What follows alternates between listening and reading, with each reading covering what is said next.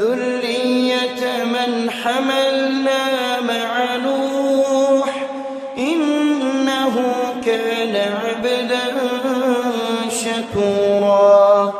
وقضينا إلى بني إسرائيل في الكتاب لتفسدن في الأرض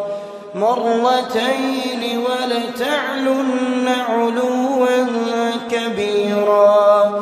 فإذا جاء وعد أولاهما بعثنا عليكم عبادا لنا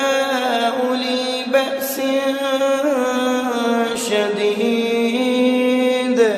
فجاسوا خلال الديار وكان وعدا مفعولا